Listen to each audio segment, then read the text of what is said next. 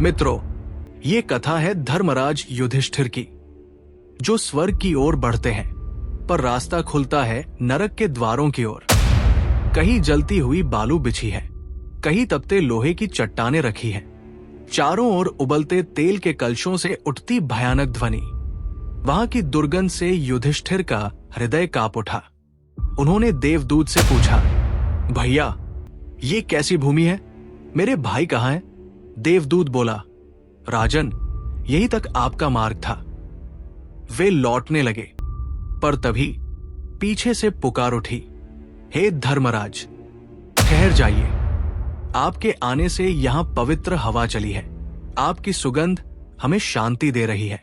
युधिष्ठिर चकित हुए, कौन हो तुम? और चारों ओर से स्वर गूंजे, मैं भीम हूं, मैं अर्जुन हूं, मैं नकुल सहदेव हूं, मैं द्रौपदी हूं। क्षण भर को युधिष्ठिर स्तब्ध रह गए। धर्म का ये कैसा न्याय?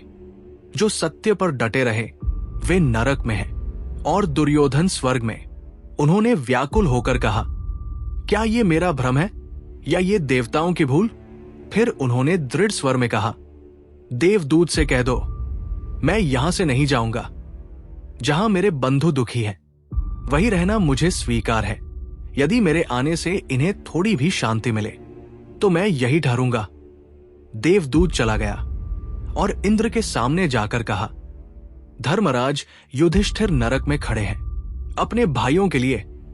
मित्रों, ये दृश्य केवल कथा नहीं, ये मनुष्य की करुणा और धर्म की चरम परीक्षा है। युधिष्ठिर जो धर्म के लिए जिए, अब प्रेम के लिए ठहर गए।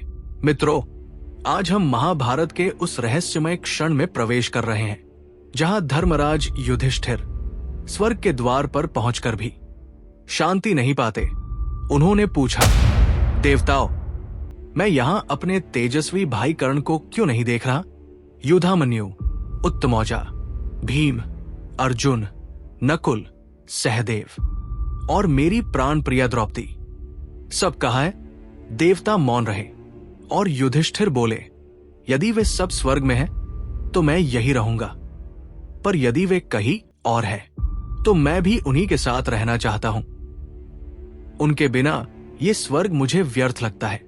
फिर उन्होंने कहा, जब मैंने युद्ध के बाद जलांजलि दी थी, तब मेरी माता कुंती ने कहा था, बेटा, कर्ण को भी जल देना।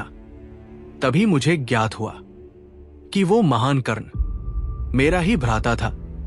युधिष्ठिर का स्वर भर्रा गया। काश मैं उस समय जान पाता, यदि कर्ण हमारे साथ होता तो हमें स्वयं इंद्र भी परास्त न कर पाते। देवताओं ने कहा, वत्स, यदि तुझे उन सबकी खोज है तो हमारे दूत के साथ चलो।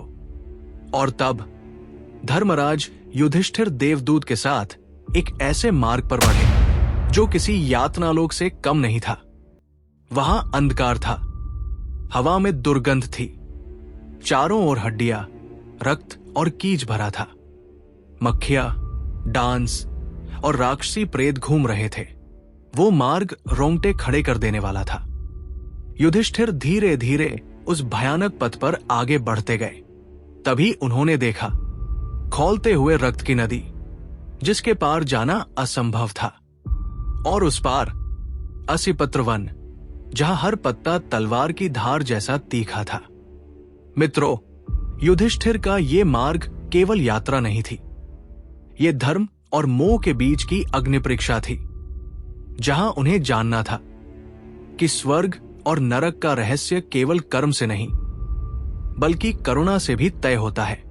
तो मित्रों, अगले भाग में देखिए, क्या युधिष्ठिर को अपने भाइयों का दर्शन होता है और क्यों देवता स्वयं उन्हें नरक का अनुभव कराते हैं।